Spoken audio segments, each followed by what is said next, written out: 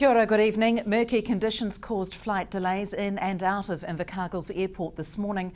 2 inbound flights from Christchurch and 1 from Wellington were cancelled this morning due to low-lying fog in the city. Also delayed, a flight bound from Invercargill to Christchurch postponed for 2 hours while waiting for fog to clear.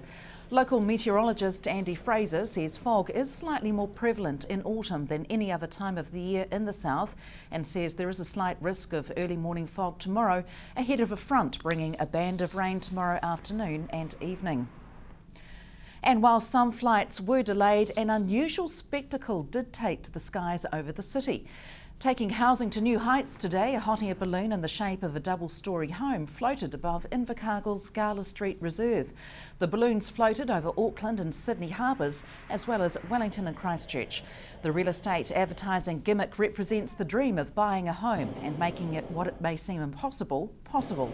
The balloon, which was made in England, stands around 7 stories high when fully inflated and contains over 150,000 cubic feet of hot air, enough space to house 35 semi-trailers.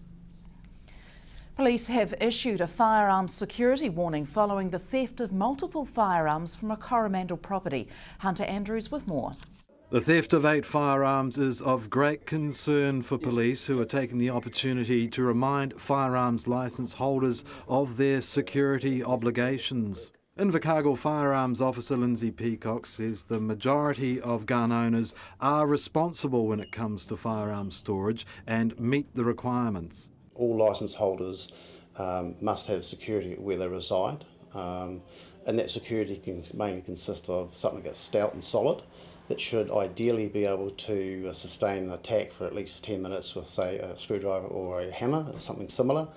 There are different variety of types of securities you can utilise, but as long as they meet that criteria, generally they will be sufficient and pass. Firearms theft does occur, but more often than not it's when firearms are left in an unsecured, unattended situation. Where it does seem to occur is where people have failed to properly secure their firearms.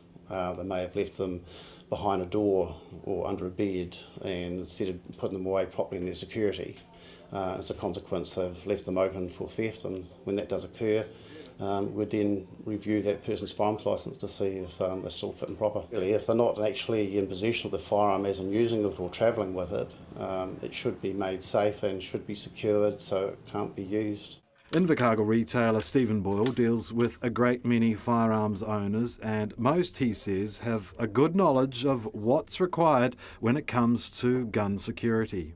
Safety is always paramount for most shooters, and most shooters are very responsible people, so most of them understand. Yeah, I think they want to be safe shooting their firearms and certainly want to be safe with storage of their firearms. The incident in the Coromandel involved a wooden cabinet which was approved by police in 2006, but since then police say the price of steel cabinets has fallen and that it may be time for firearms owners to review their level of security.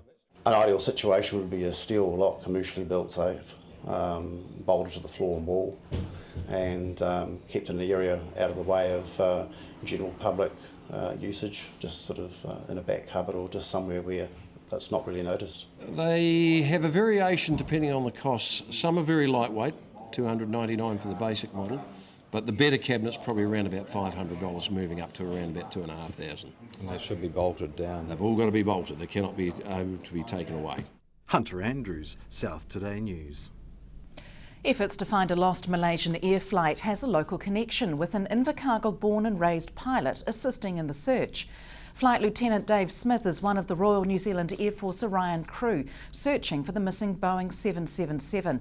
Smith says he's been involved in a number of challenging search and rescue missions, but says the search for flight MH370 is one of the largest the RNZAF has ever been involved in, with a search area bigger than the size of New Zealand. The Malaysian jetliner was en route from Kuala Lumpur to Beijing when it disappeared on March 8th, with 239 people on board. After the break, the Department of Conservation and the new community partnership, and long-time City Council watcher Alan Swallow.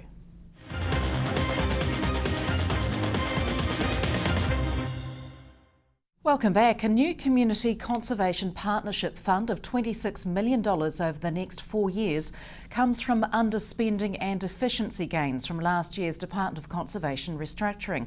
The fund is to support the work of voluntary organisations, offering a more integrated way of dealing with maintenance of the thousands of trampers' huts and tens of thousands of kilometres of tramping tracks in remote parts of New Zealand. Putting in a united bid for funding are several clubs who use backcountry huts, including the Federated Mountain Clubs of New Zealand. This fund, as I understand it, up until now has just been looking at biodiversity work, and now it's spread out into DOC's statutory work, also into looking after recreation, which is huts and tracks.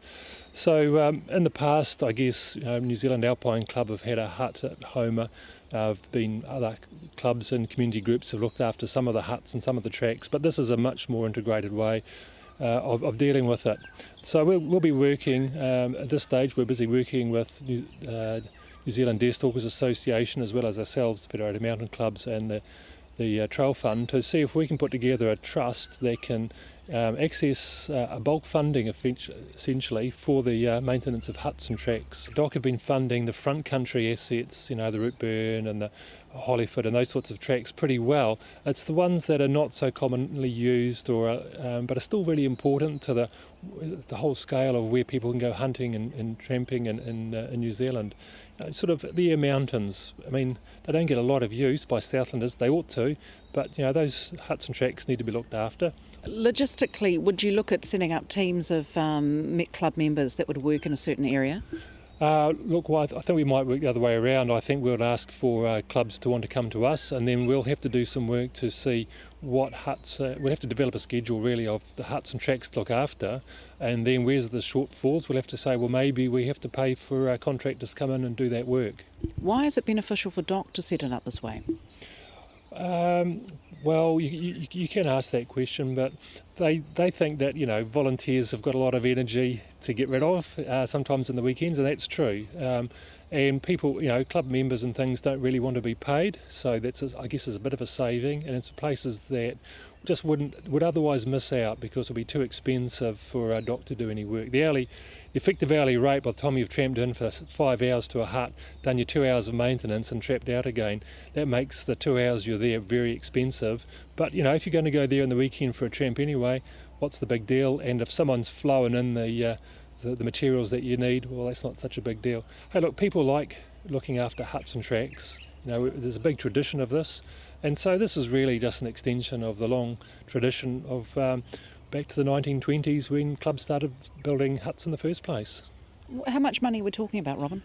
Between $500,000 and $1 million in the first instance. And how quickly would that become available? We believe that the money has to be made available this financial year, so the end of June.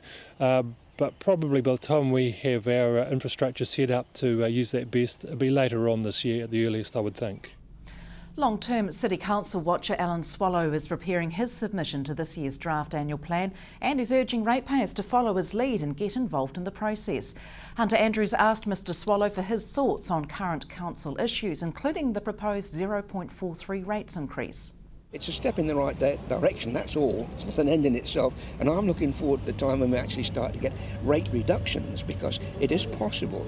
We were told last year with the reduction from 4 to 2 point something that we'd pay for it this year. You couldn't get away from these. In actual fact, we had the same story this year when it was reduced from 2 point something to 0.4. So it is possible to ignore those dire predictions. The city still runs on a reduced income because they have to. I mean, the money is just not there, but in the public purse.